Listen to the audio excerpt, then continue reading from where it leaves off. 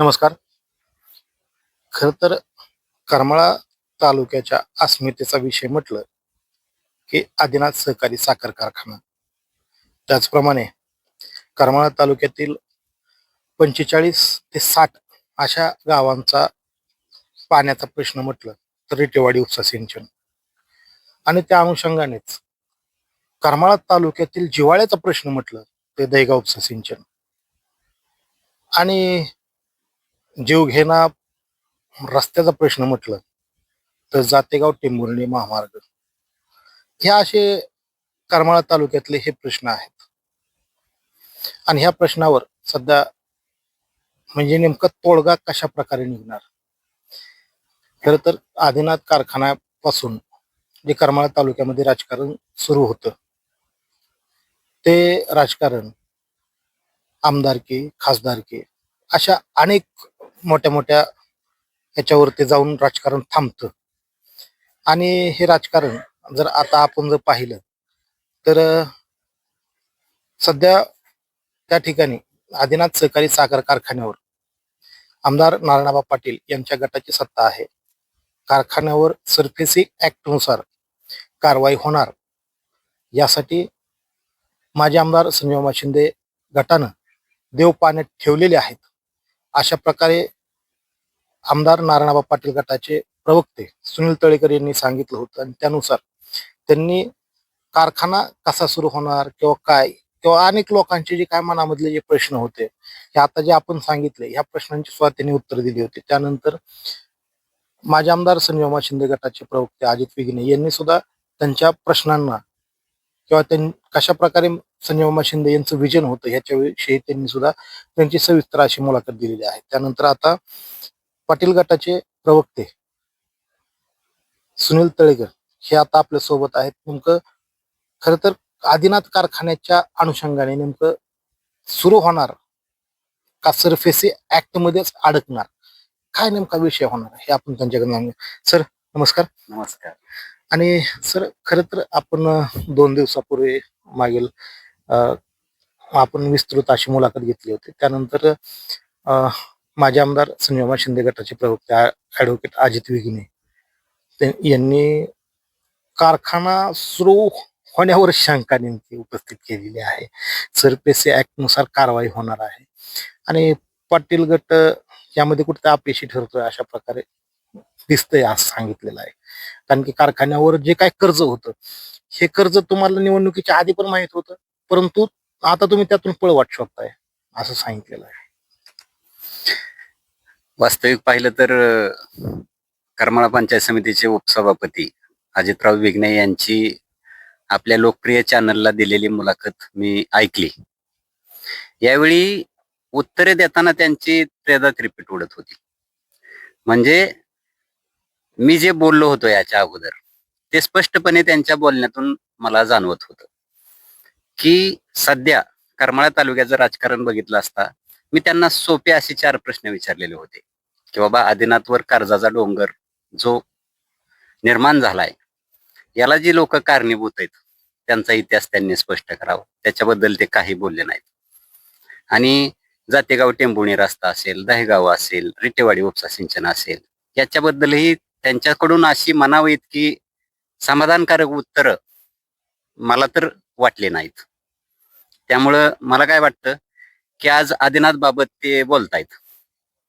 त्यांनी आदिनाथच्या बाबतीत बोलत असताना असं सांगितलं की बाबा बागल गट आणि पाटील गट यांनी मागच्या पंचवार्षिकला एकत्रितपणे तिथं सत्ता उपभोगली. मला तुमच्या मार्फत एवढंच सांगायचंय की आमदार नारायणबा पाटील आणि बागल गट हे सत्तेमध्ये आदिनाथच्या मध्ये काही काळच तिथं एकत्र थांबलेत आणि बागल गटाने ज्यावेळेस मनमानी कारभार त्या ठिकाणी सुरू केला त्यावेळेस 6 संचालकांनी आमदार नारायणबा पाटील यांच्या सहित राजीनामे दिलेले आहेत. त्या राजीनाम्याची कारणं करमाळा तालुक्यातील प्रसिद्धी माध्यमांना त्यांनी त्यावेळेस दिलेली होती आणि त्या संचालकापैकी आज बरेच संचालक चंद्रकांत काका सरडे असतील, त्याच्यानंतर कन्हैयालाल देवी असतील, निळकंठप्पा देशमुख असतील, ही मंडळी आज संजय मामा गटात आहेत, शिंदे गटात आहेत. त्याच्यामुळं मागच्या एकाच टर्मचं सांगून आणि काही काळाचं सांगून त्याच्या अगोदर जे काही 17 वर्षाचा कारभार आहे तो झाकून ठेवण्याचा प्रयत्न अजित वेगणे यांनी केलेला आहे. या बाबतीत मी तुम्हाला आणखी सांगेल की बरंच काही त्यांनी मुलाखतीमधून सांगितलं. मी आता तुमच्या चॅनलच्या माध्यमातून अजित वेगणेंना विनंती करतो की अतिशय अभ्यासू असं व्यक्तिमत्व आहे ते. प्रत्येक गोष्टीचा डिटेल अभ्यास करणार, प्रत्येक गटाचा त्यांना अभ्यास आहे, प्रत्येक गटामधला त्यांना अनुभव आहे, नेत्याबद्दल माहिती आहे. एकत्रित करमाळा तालुक्याच्या सभासदांना पूर्ण माहिती होण्यासाठी ते काय म्हणले की सभासदांना सगळंच माहीत असतं. सभासदांना सगळं माहीत नसतं. याच्या अगोदर सुद्धा 2012ला माजी आमदार संजय मामा शिंदे यांनी करमाळा तालुक्यात एंट्री केली, राजकारणात प्रवेश केला. त्यावेळेस त्यांनी गावोगाव जाऊन सांगितलं, तिथल्या युवकांना सांगितलं की मी करमाळा तालुक्यामध्ये सूतगिरणी उभा करतोय. आज लोक विस्मरणात गेलेत ना. म्हणजे सगळं माहीत असून सुद्धा लोक विसरतात. त्याच्यामुळं मला असं वाटतं की अजित वेगणे यांनी गेल्या 17 वर्षामध्ये आदिनाथची ही वाताहत का झाली ह्याच्यावरती भाष्य करावं. आणि आजपर्यंत तुम्ही करमाळा तालुक्यामध्ये अनेक युत्या बघितल्या. बागल पाटील युती झाली, जगताप बागल युती झाली. पाटील जगताप ही तर काय आमची आपल्या सावलीसारखी युती आहे. त्यांच्यापासून त्यांनी आमची पाठ सोडणार नाही तर आम्ही त्यांची पाठ सोडणार नाही. एक जेव्हा भावाचं आमचं जवळकीचं नातं आहे दोन्ही गटामध्ये. त्यामुळे अशा अनेक युत्या बघितल्या, परंतु शिंदे पाटील युती कुठं झालेली नाही. आज ह्या माध्यमातून का होईना सभासदांना स्पष्टीकरण देताना अजित वेगणे आणि मी दोघ जण आम्ही एकत्र पत्रकार परिषद घेऊ आणि या पत्रकार परिषदेमध्ये त्यांचा अभ्यास आहे भरपूर, तसा माझा सुद्धा अभ्यास आहे. आम्हाला जास्त काळ अभ्यास करायची गरज नाही, माहिती गोळा करायची गरज नाही. ह्या 17 वर्षात कोणी एक्सपेन्शनच्या नावाखाली पैसे खाल्ले, कोणी कारखान्याच्या तिथं 2 कोटीची प्रशासकीय इमारत उभारली, कोणी कामगार अतोनात कामगारांची संख्या तिथं भरती करून घेतली. ह्या सगळ्या गोष्टीचा तुम्हाला सांगतो खुलासा आम्ही दोघ जण मिळून पत्रकार परिषदेतनं करतो. माझी विनंती आहे त्यांना की त्यांनी माझ्या विनंतीला मान द्यावा, एकत्रित पत्रकार परिषद घ्यावी आणि आदिनाथचा एकदा कर्जाचा डोंगर आहे का नाही ती एकदा सभासदांना आपण दोघं मिळून स्पष्टपणे सांगू. सर, खर तर आता या बाबतीत ऍडव्होकेट अजित वेगणे उपसभापती नेमके काय प्रतिक्रिया देतात हे सुद्धा पाहणं गरजेचं असणार, कारण की तुम्ही थेट आव्हानच दिलेलं आहे. त्या अनुषंगाने ते आपल्या आव्हानाला काय प्रत्युत्तर देतील याविषयी त्यांना विचारूच आपण.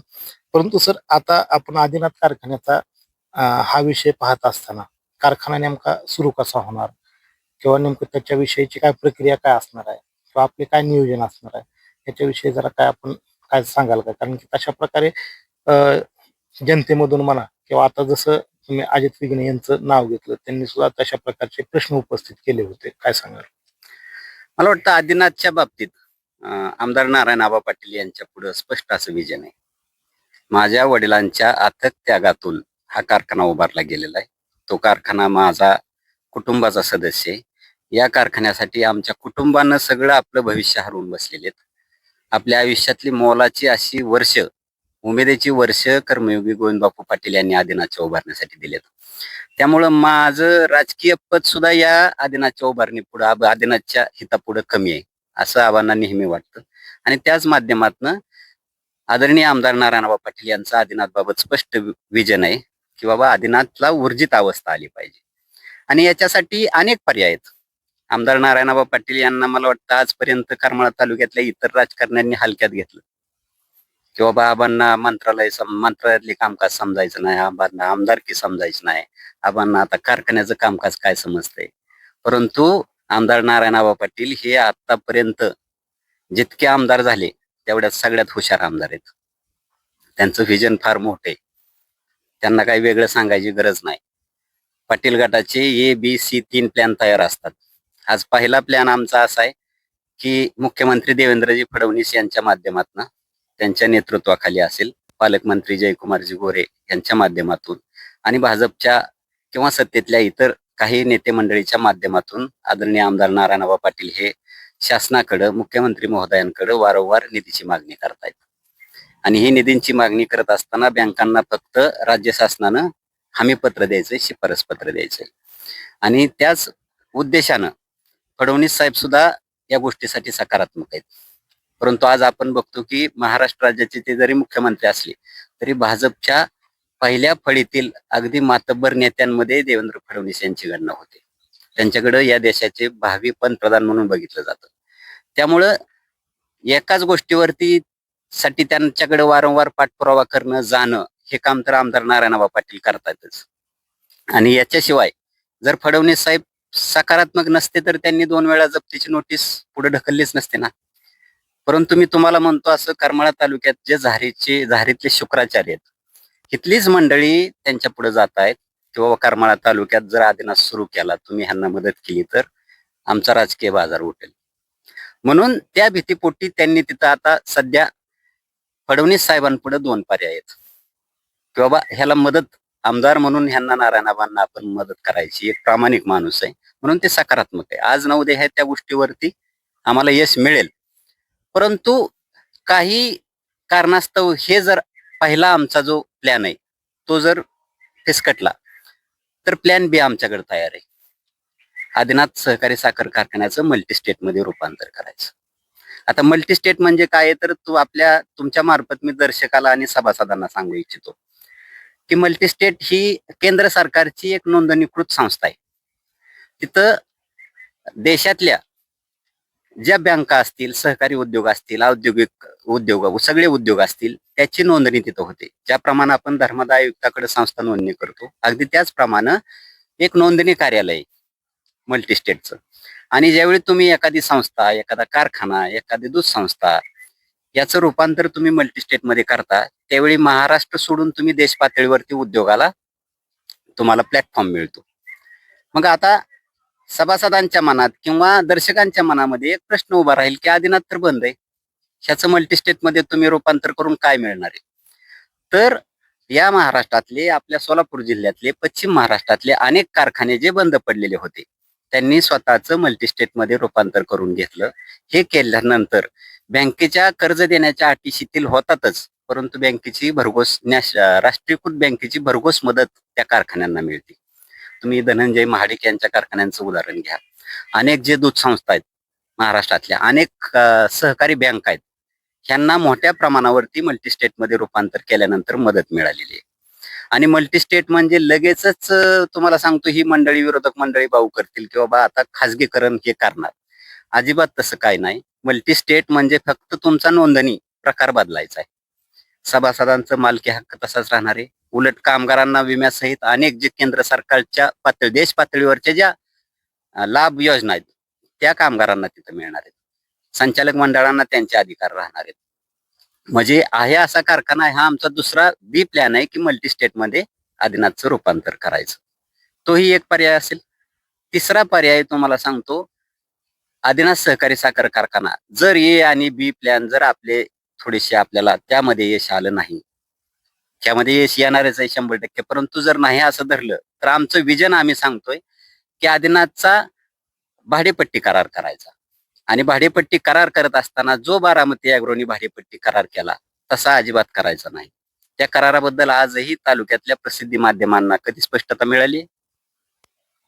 सत्ताधारी मंडळींनी कधी स्पष्टता त्याबाबत दिलेली नाही.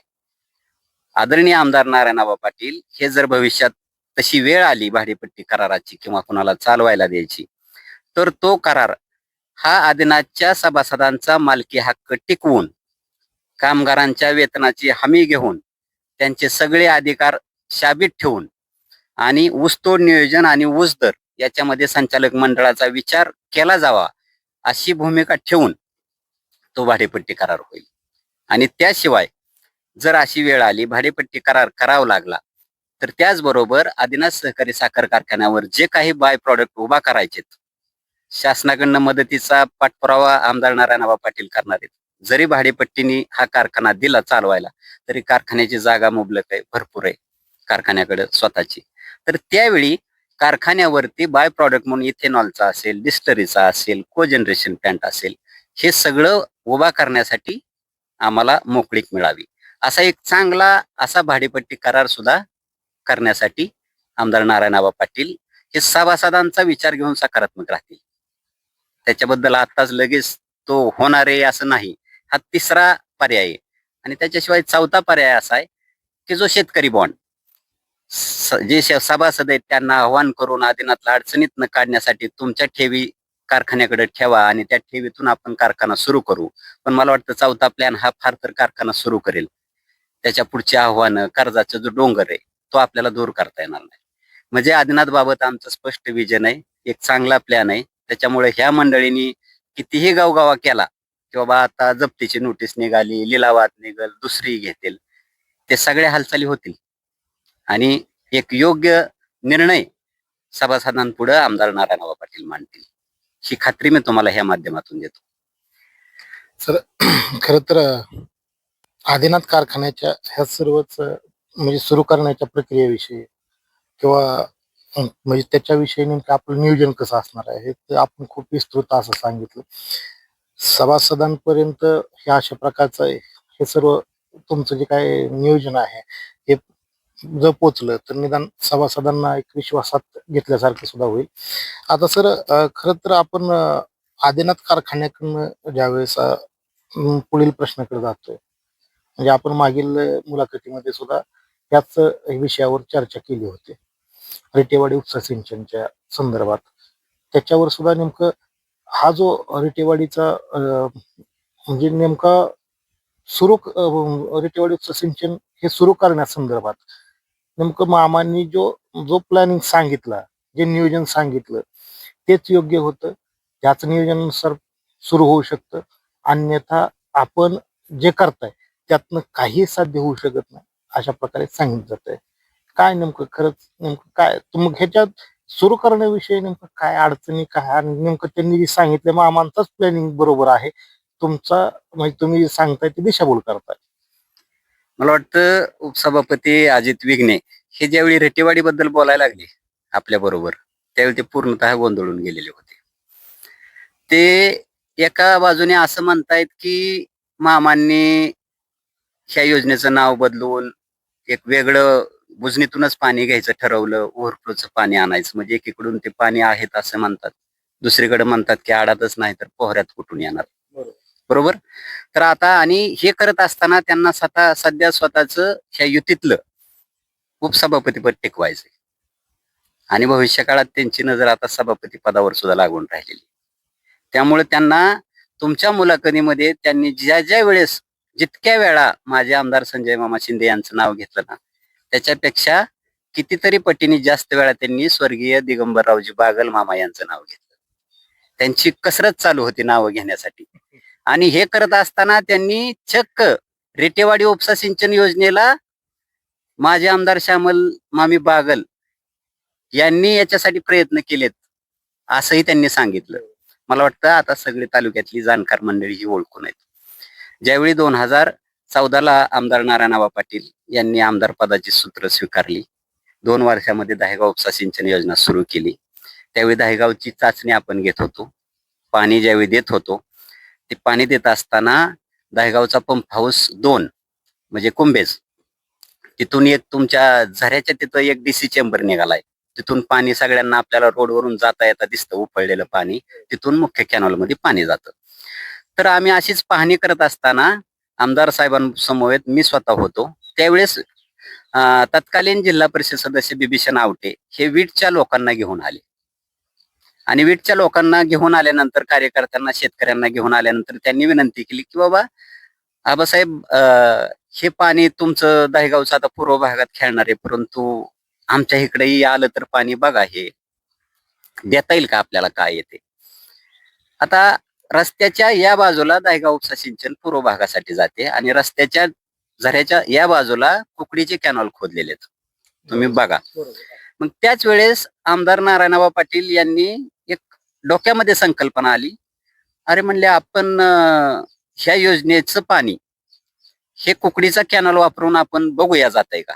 भौगोलिक दृष्ट्या हा चढाचा भाग आहे, जसं जसं वर जाईल तसं तसं चढ आहे. तिकडून ज्या अर्थी कुकडीचं पाणी कुंभेज तलावापर्यंत येत आहे त्या अर्थी तो स्लोपचा भाग आहे. परंतु ती संकल्पना त्यावेळी त्यांच्या मनामध्ये आली वीट ग्रामस्थांनी शेतकऱ्यांनी मागणी केल्यानंतर.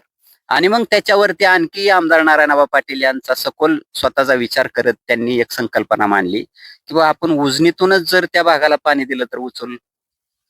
आणि मग अशा पद्धतीने रेटेवाडी उपसा सिंचन योजनेचा जन्म झाला, तो आमदार नारायणराव पाटील यांच्या संकल्पनेतून. म्हणूनच त्यांना आम्ही मुख्य प्रवर्तक म्हणतो. आणि मग रेटेवाडी उपसा सिंचन योजनेसाठी आमदार नारायणआबा पाटील यांनी त्याच वेळेस सांगितलं होतं की ओव्हरफ्लोचं पाणी उजनीमध्ये सोडायचं, पावसाचं वाहून जाणार, आणि तेच पाणी आम्हाला या 65,000 एकर क्षेत्र भिजवण्यासाठी रेटेवाडीच्या माध्यमातून द्यायचं. ह्या प्रस्तावाला तिथं दाखल केल्यानंतर सत्ता बदलाला एक गाठ पडली आणि त्याच्यानंतर हा 5 वर्ष संजय मामांनी प्रकल्प हाणून पाडला. परंतु 5 वर्ष तरीही आमदार नारायणआबा पाटील यांनी प्रयत्न सोडला नाही. ज्यावेळेस लोकसभेचं इलेक्शन झालं त्यावेळेस देशाचे नेते आदरणीय शरदचंद्रजी पवार साहेब यांनी सुद्धा रेटेवाडी बाबत इथं शेतकऱ्यांशी संवाद साधला होता आमदार साहेबांच्या उपस्थितीमध्ये. आणि त्याच्यानंतर आमदार साहेबांनी स्वतः या योजनेची कागदपत्र हलवत या योजनेसाठी प्रयत्न करत, आता मला सांगा की वेबकॉस म्हणून एक संस्था आहे नवी दिल्लीची, की जी भारतातल्या देशातल्या अवर्षणग्रस्त भागामध्ये पाणी कसं पोचवायचं, ज्या ठिकाणी धरणाचं पाणी उपलब्ध आहे त्या पाण्याचं नियोजन कसं करायचं, याच्याबद्दल देशातलं केंद्र सरकार असू द्या, राज्य सरकार असू द्या, वेबकॉसचा सल्ला घेतं. तिथं रेटेवाडी प्रकल्प नेण्याचं काम आदरणीय आमदार नारायणआबा पाटील यांनी केलं. त्या वेबकॉसचा अहवाल आलाय जलसंपदा विभागाकडे, तो सकारात्मक अहवाल आलाय की बाबा जी संकल्पना ह्यांनी मांडली तशा पद्धतीनं पाणी देता येत आहे. आणि म्हणून हा जलसंपदा मंत्र्यांनी आदेश दिलेत की मसुदा समितीमध्ये, नियामक मंडळाच्या बैठकीमध्ये ह्याचा एक ठराव घ्या आणि त्याला मान्यता द्या, आणि त्याच्यानंतर आमदार साहेबांच्या मागणीनुसार 50 लाख रुपये हे सर्वेक्षणसाठी आता मंजूर होणार आहेत. म्हणजे इतक्या सगळ्या सकारात्मक गोष्टी आमदार नारायणआबा पाटील यांनी रेटेवाडीसाठी केल्यात. आता याच्यात सुद्धा आमचा बी प्लॅन तयार आहे. हे वारंवार म्हणतायत की आडात नाही तर पोहऱ्यात कुठनं येणार, तर मी आता तो एक प्लॅन सांगितला की जो ओव्हरफ्लोचं पाणी येतंय, त्याच्यापेक्षा मी दुसरा प्लॅन तुम्हाला सांगतो, त्याच्याबद्दलही आमदार नारायणआबा पाटील यांनी निवेदन दिलेलं आहे. तो कुठला, तर सोलापूर शहरासाठी उजनी धरणातून पिण्याच्या पाण्याच्या नावाखाली पाणी सोडलं जातं नदीपात्रातून. सोलापूर शहराला 2 TMC पाण्याची गरज आहे आणि पाणी प्रत्यक्षात जातं आपलं 15 TMC, बरोबर. मग असं असताना तत्कालीन आमदार दत्तामामा भरणे आणि आमदार नारायणआबा पाटील यांनी उजनीचं हे जे पाणी जातं याच्याबद्दल लक्षवेधी प्रश्न 2014 ते 19च्या दरम्यान सभागृहात मांडला, आणि दोघांच्या संयुक्त प्रश्नांमुळे सोलापूरला जी जलवाहिनीचं काम आहे ते आता झपाट्यावर तुम्हाला सांगतो पूर्णत्वाच्या दिशेने गेलं. आता ते 2 TMC पाणी गेल्यानंतर उर्वरित पाणी 12 TMC हे लवादाच्या नियमाप्रमाणे आपल्याला वापरायला मिळणार आहे. मग आता जे अजित वेगणे सांगतायत की लवादाचा निर्णय झालाय, थेंब सुद्धा पाणी नाही, त्याच्यातनं देता येत नाही, ह्या 12 TMC पाण्यामधनं आपण दहेगाव उपसा सिंचन योजनेसाठी 1.80 TMC वरनं 5 TMC पाण्याची मागणी केली, जी 11-12 गावं आपण नव्याने समावेश करणार आहेत, उपचार्याला समावेश करणार आहे, त्यांच्यासाठी सुद्धा पाण्याची सोय आपण निर्माण करतोय, बरोबर. आणि दुसरी गोष्ट, लवादाचा निर्णय अजित वेगणेंनी लवादाचा निर्णयच बघितलेला नाही. मी पूर्णतः लवादाचा निर्णय वाचलेला आहे. उजनीच्या पाणी वाटपाच्या वेळेस लवादानं स्पष्ट असे त्याच्यामध्ये नमूद केलेलं आहे की 2002 साली सरकार या पाण्याच्या वाटपामध्ये आवश्यक ते बदल करू शकतं. म्हणजे लवादाचा निर्णयाच्या नावाखाली तुम्ही करमाळा तालुक्यातल्या शेतकऱ्यांची फसवणूक करणार आहे का? पाणी शिल्लक नाही लवादाचं कारण सांगून तुम्ही पळवाट काढताय का? म्हणून रेटेवाडीबद्दल ह्यांना किती आस्था आहे हे तुम्हाला मी आता सांगितलं. त्यामुळे रेटेवाडी प्रकल्प हा आमदार नारायणआबा पाटील यांचा संकल्पाचा प्रकल्प आहे आणि तो आबांच्याच हातून पूर्ण होणार. सर, खर तर रेटेवाडी जसं आदिनाथ कारखान्याचा विषय सांगितला, तिथं सुद्धा तुम्ही नियोजन कसं असणार आहे सांगितलं, तसंच रेटेवाडीच्या संदर्भात म्हणजे त्या सिंचन योजनेसंदर्भात सुद्धा प्लॅनिंग तुम्ही सांगितलं.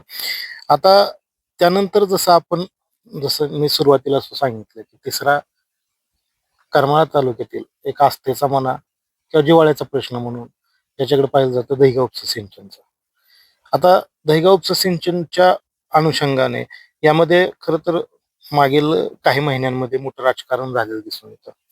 यामध्ये पाईप जाळण्याचा विषय असेल किंवा चाऱ्या खोदताना जसं त्या ठिकाणी म्हणजे काही कार्यकर्त्यांची म्हणा किंवा म्हणजे मी कुठल्या गटाचं नाव घेणार नाही, परंतु काही कार्यकर्त्यांची काही बाचाबाची झालेली आहे. त्या ठिकाणी देवळाली या ठिकाणी सुद्धा कुठेतरी नारायणआबांचं आमदारांचं नाव त्या ठिकाणी घेतलं गेलं किंवा ते त्यांचेच कार्यकर्ते होते असंही सांगण्यात आलेलं आहे.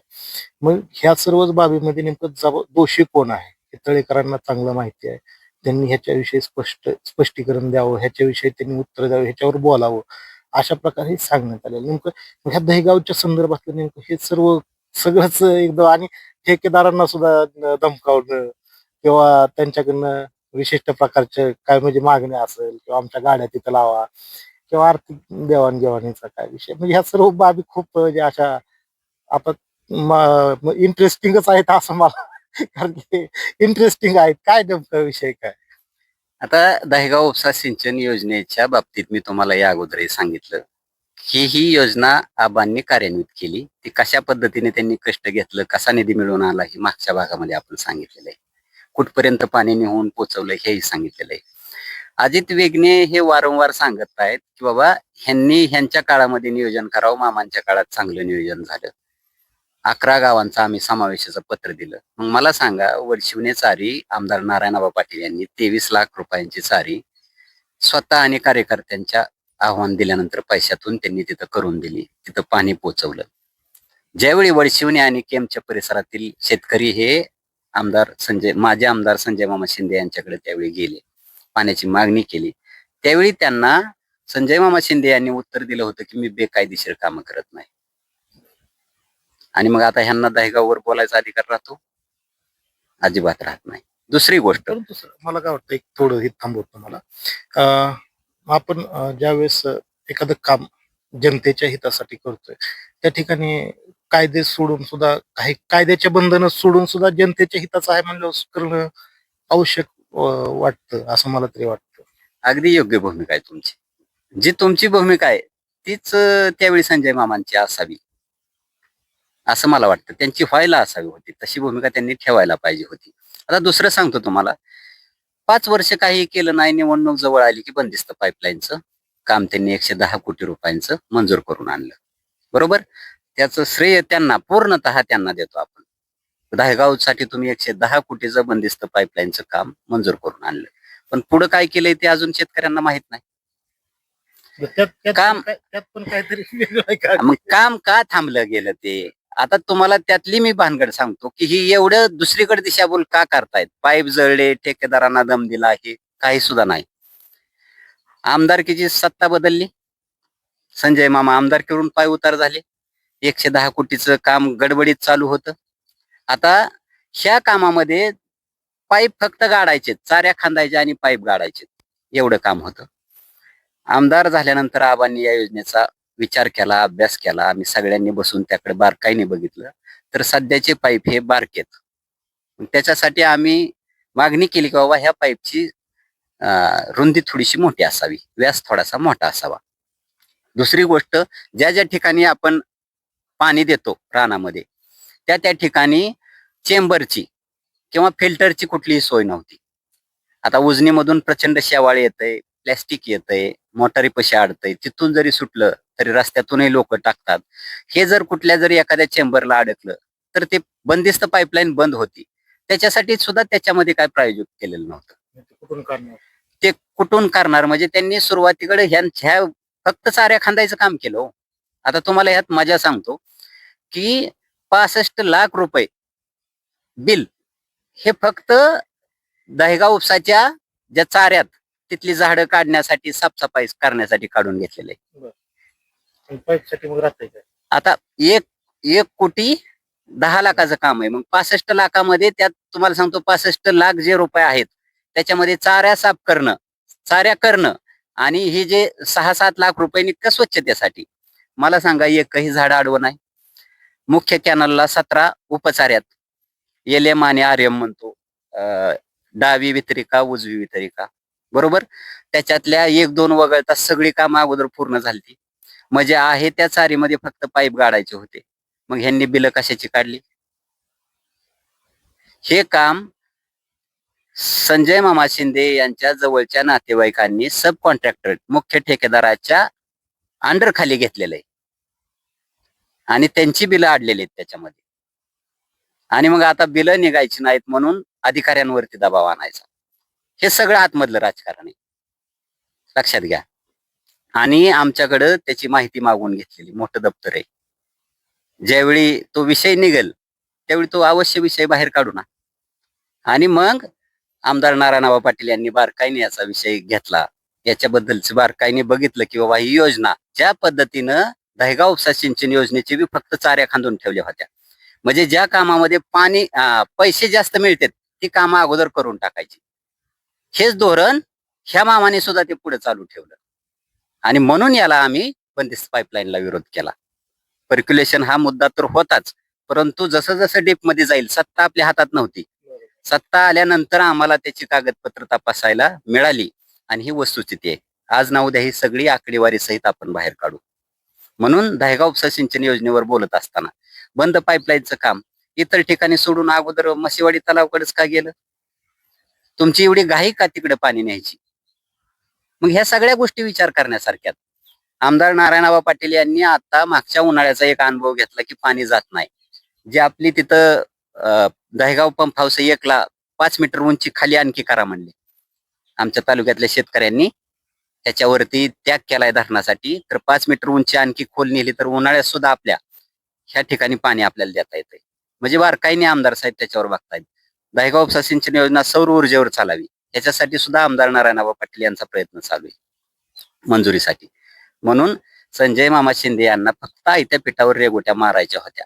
तेवढ्या सुद्धा जमल्या नाहीत. त्याच्यात सुद्धा त्यांनी काहीतरी शक्कल लढवली आणि पैशातून सत्ता आणि सत्तेतून पैशाचा मार्ग त्यांनी निवडणुकीच्या अगोदर निर्माण केला होता.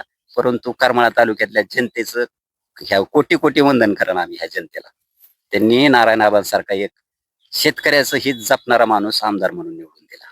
सर जसं आता मी आधीच सांगितलं, पाईप जाळण्यावरून जे काय राजकारण किंवा ठेकेदारांच्या संदर्भातलं सुद्धा हे हे विषय सुद्धा प्रामुख्याने चर्चेमध्ये येणं गरजेचं आहे. या संदर्भात सुद्धा राजकारण झालेलं दिसून येतं.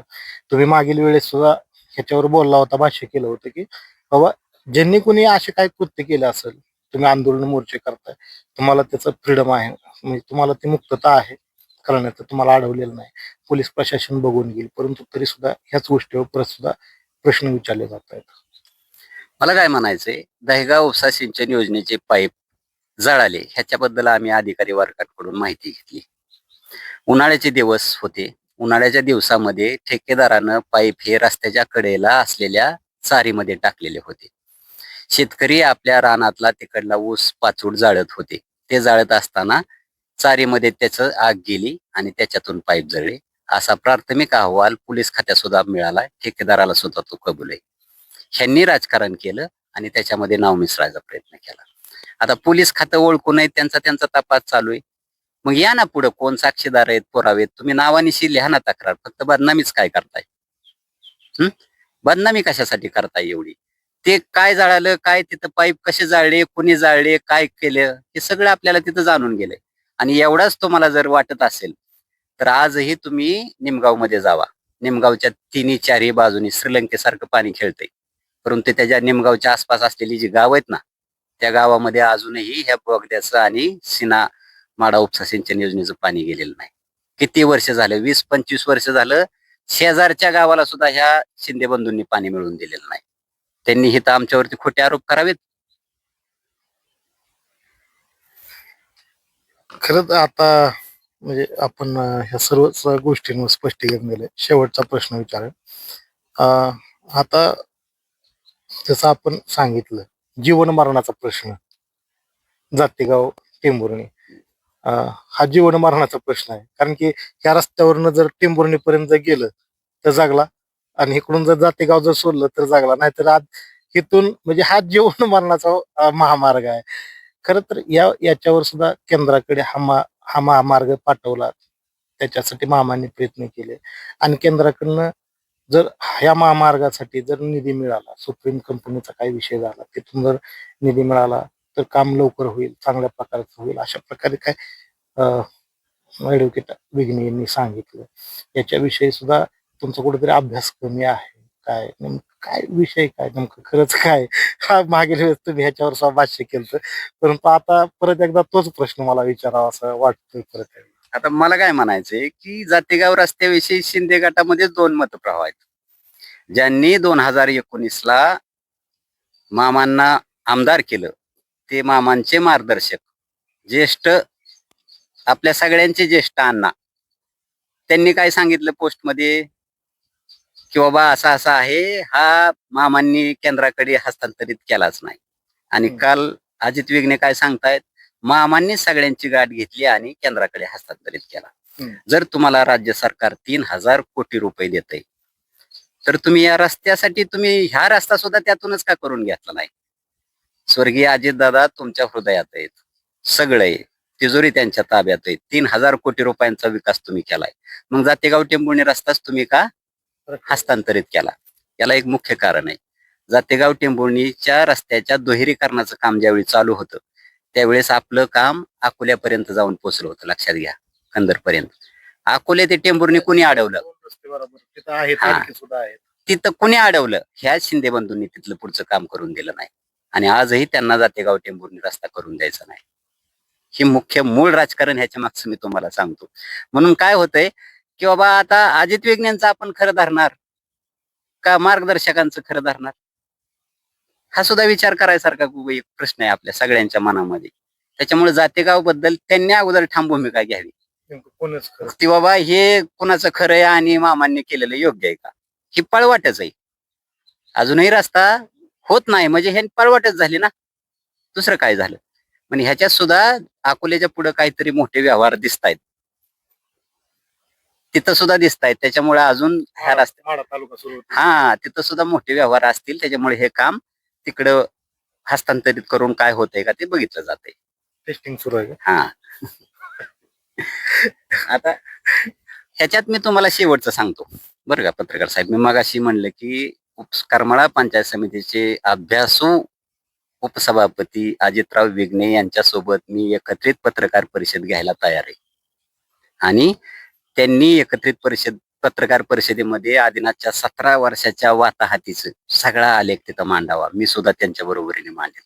एक चांगली पत्रकार परिषद सभासदांच्या हितासाठी आपण घेऊ बरं का. आणि आजकाल काय झालंय की शिंदे गटाचं नेतृत्व हे अजित विघ्नेंकडे आलेले. लक्षात घ्या, मामांना आता कळून चुकलंय की बाबा जी जुनी मंडळी ती उपयोगाची नाही. आता उपसभापती पदासाठी रेस चालू होती. भरतभाऊ आवताडे, चंदूकाका सरडे यांच्यात रेस होती. दोघही इच्छुक होते. दोघांनी आपापल्या गावात आपापल्या गानात तोफा गुलालाची पोती आणून ठेवलेली होती. उपसभापती कोण झालं? अजित विघ्ने झाले. बरोबर का? मग आज तानाजी बापू झोळ असतील, सुजित तात्या बागल असतील, भरतभाऊ आवताडे असतील, चंदूकाका सरडे असतील, ह्या सगळ्यांना अजित विघ्नेंनी ओव्हरटेक केलंय. आणि त्यांच्या बोलण्यातनं नारी शक्ती वंदन कायद्याचं आलं. मी इथं एक प्रश्न उपस्थित केला होता की बाबा बागल गट हा पूर्णपणे संजय मामाला पाठिंबा देणार. तर ती काय ती गुप्त बैठक झाली, त्यातले विषय आता बाहेर यायला लागलेत. त्यांनी बोलता बोलता आमदारकी सोडली का? ते काय म्हणाले, संजय मामा नसले तरी चालेल, इथला एखादा कार्यकर्ता उभा राहील. मग आता अजित विघ्नेंना आमदारकीचे डोहाळे लागलेले. त्यांनी ह्या सगळ्या चौघांना ओव्हरटेक करून शिंदे गटाचा ताबा घेतलेला आहे. आणि मामांचाही त्यांच्यावर प्रचंड विश्वास आहे. मामा अलीकडं दुसऱ्या कुणाचं ऐकत नाहीत, हे स्पष्टपणे जाणवते. त्यामुळं विघ्नेंना आमचं सांगणं आहे की ही तुम्ही आता मामांच्या आणि युतीच्या आशीर्वादानं उपसभापती झालाय. तुम्ही एक पत्रकार परिषद घ्या, पुढच्या 2.5 वर्षानंतर सभापती पद खुलं जाणार आहे. त्यावेळेस आमचे 4 पंचायत समिती सदस्य तुमच्या माग तुम्ही सभापती व्हा. फक्त आदिनाथचा 17 वर्षाचा जे काय डोंगर उभारलाय ना, त्याचं स्पष्टीकरण सभासदांना द्या. आणि मी जास्त बोलत नाही बरं का. मी एकच सांगतो की आमच्याकडे भरपूर माहिती, ज्यावेळेस आदिनाथचा विषय असेल किंवा इतर विषय निघतील, जर आम्ही बोललो त्याविषयी आणि खराच इतिहास काढला आणि खरंच बाजूला निघलं तर करमाळा तालुक्यामध्ये 5 ठिकाणी इन्कम टॅक्सच्या धाडी पडतील आणि 2 ठिकाणी ईडीची छापेमारी होईल. मी तुम्हाला खात्रीशीर सांगतो. म्हणून करावं, माझं आव्हान नाही, विनंती त्यांना. ते मोठेत पदावर, मी कोण आहे? मी स्वयंघोषित प्रवक्ता आहे हो. मला आपल्या अशीच भूमिका आमदार नारायणबा पाटील यांचं एक मी सर्वसामान्य कार्यकर्ता आहे. गटासाठी भांडत राहणं, बोलत राहणं हे माझं कर्तव्य आहे. त्यांची माझ्या पाठीवर कौतुकाची थाप असती. मला जगाने स्वयंघोषित म्हणू द्या, काही ट्रोल करू द्या त्यांच्या शिंदे गटातल्या कार्यकर्त्यांनी, त्याचं मला काय वाटत नाही. आणि तुम्ही जी भूमिका घेतली आता ही अतिशय चांगली. करमाळा तालुक्याचं मी वारंवार बघतोय की करमाळा तालुक्याचं प्रसिद्धी माध्यम, करमाळा तालुक्याची पत्रकार मंडळी ही जाणकार आणि हुशार व्हायला लागली. तुम्ही आज दोघांनाही समान न्याय दिलाय. दोघांच्याही भूमिका सभासदा पुढे मांडल्यात. बघू तुमच्या माध्यमातून सभासद कोणाला योग्य मानतायत ते. तर नक्कीच प्रथमतः तर मी आता ह्या गोष्टीवर स्पष्टीकरण देण्यापेक्षा मी सुरुवातीलाच सांगेन की जसं आपले तळेकर सर आहेत यांनी सांगितलं की माझी त्यांना ऍडव्होकेट अजित विघ्ने उपसभापतींना माझी विनंती आहे. पहिल्यांदा आपण आव्हान म्हणलं, पण परत ते म्हणले आव्हान नको, माझा विनंती आहे म्हणून सांगा, नम्र विनंती आहे म्हणून सांगा. परंतु आता त्यांच्या विनंतीला मान देऊन खरंच वकील साहेब ह्या पत्रकार परिषदेला म्हणजे तयार होतील का? आणि दुसरं जर तयार झाले तर त्याचं लाईव्ह प्रक्षेपण आपल्या चॅनलवर आपण सुद्धा सोडू. हा, आणि त्या अनुषंगाने नेमकं जनताच ठरवेल की बाबा नेमकं ह्या आदिनाथ कारखान्याच्या संदर्भात नेमकी योग्य भूमिका कुणाची, आणि ह्या सर्वच आपल्या प्रश्नांची उत्तरं देण्यासाठी नेमकं कुठला प्रवक्ता त्याची भूमिका योग्य प्रकारे मांडताय हे ठरवेल. आता खरं तर आपण जसं तळेकर सरांना जे काही प्रश्न विचारले त्या प्रश्नांच्या अनुषंगाने त्यांनी त्यांची जी काही सर्व काही उत्तरं असतील किंवा त्याच्या मागचं काय राजकारण शिजतंय, जसं जातेगाव टेंभुर्णीच्या रस्त्याच्या मागचं राजकारण असेल, आदिनाथ कारखान्यामागचं राजकारण असेल, दहेगाव उपसा सिंचन योजनेच्या पाठीमागचं राजकारण असेल, आणि त्याचप्रमाणे रटेवाडी उपसा सिंचन योजनेच्या पाठीमागचं राजकारण हे आज त्यांनी खुलेपणानं हे सांगितलेलं आहे. खरं तर ह्यामध्ये आता आपण हे राजकारण होतंय का नेमकं खरंच काय का त्यांचे आरोप आहेत हा त्यांचा विषय असणार आहे. परंतु आपण फक्त एवढंच सांगा की नेमकं हे जर राजकारण होत असेल तर करमाळा तालुक्यातील जनतेला नेमकं वेठीस धरलं जात आहे का?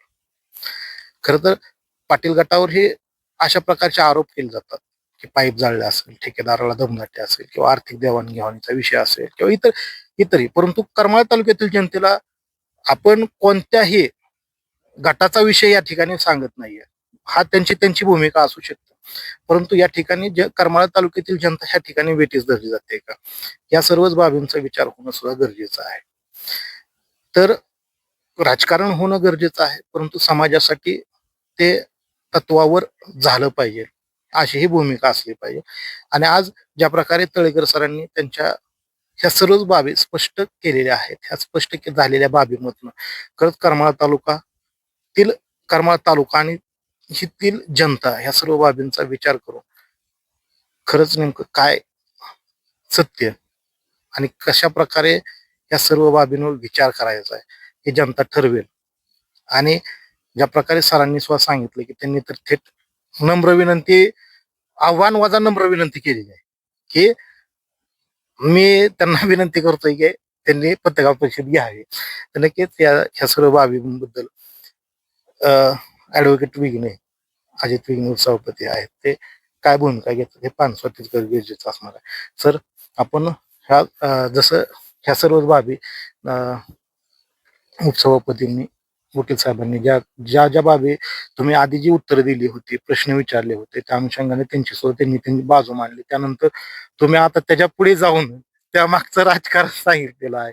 आता नेमकं ते त्यांची काय भूमिका मांडतायत का हे पाहणं गरजेचं असणार आहे. परंतु आपण वेळ दिला आणि ह्या सर्वच बाबींची उकल केलेली आहे, नेमकं काय कसं काय चाललेलं आहे ह्या बाबींची उकल केली त्याबद्दल सर धन्यवाद. आणि करमाळा तालुक्यातील ह्या सर्वच राजकारणाविषयी खरं तर तुमचा हे अभ्यास खूप मोठा गाडा आहे, वकील साहेबांचा हे अभ्यास गाडा आहे. करमाळा तालुक्याच्या विकासासाठी पाटील गट असेल किंवा शिंदे गट यांच्या भूमिका खूप महत्वाच्या ठरणार आहेत. परंतु करमाळा तालुक्याचा विकास होणे खूप गरजेचं आहे. आपण वेळ दिला त्याबद्दल धन्यवाद सर. धन्यवाद.